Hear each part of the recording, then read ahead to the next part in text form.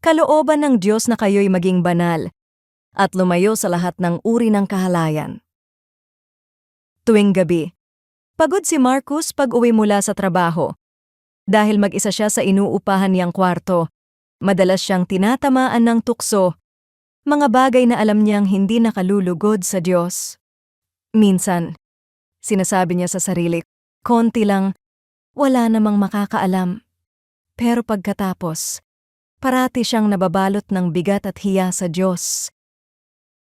Isang gabi, matapos siyang muling matalo sa tukso, naupo si Marcus sa gilid ng kama, hawak ang teleponong gusto niyang itabi pero ayaw niyang bitawan.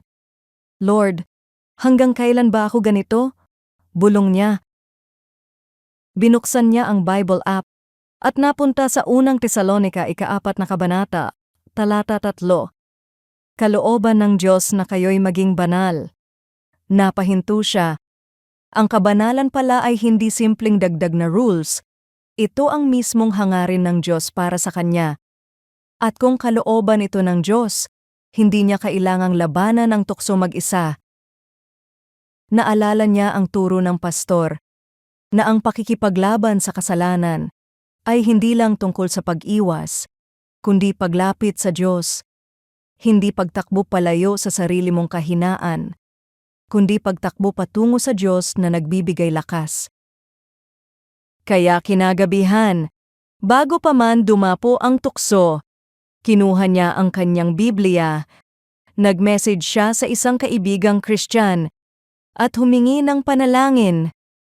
Inilagak niya sa Diyos ang hiya, takot, at pagod sa paulit-ulit na pagkakadapa. Hindi instant ang pagbabago, pero sa bawat araw na lumilipas, nararamdaman niya ang unti-unting pagbabago. Doon niya nakita ang katotohanan na ang kabanalan ay hindi bunga ng sariling lakas niya. Ito ay gawain ng Diyos na nagpapabago sa kanya, araw-araw, dahan-dahan at tapat. At sa gitna ng tukso, may isang katotohanang pinanghahawakan si Marcus, na Diyos na tumawag sa kanya ay hindi magsasawa na hubugin siya. Saang bahagi ng iyong buhay ka tinutukso na lumayo sa kalooban ng Diyos?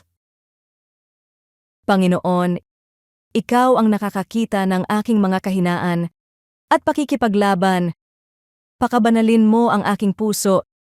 Bigyan mo ako ng lakas na umiwas sa tukso at ng tapang na lumapit sa iyo sa halip na sa kasalanan. Patatagin mo ako sa biyaya ni Kristo. Sa pangalan ni Jesus. Amen.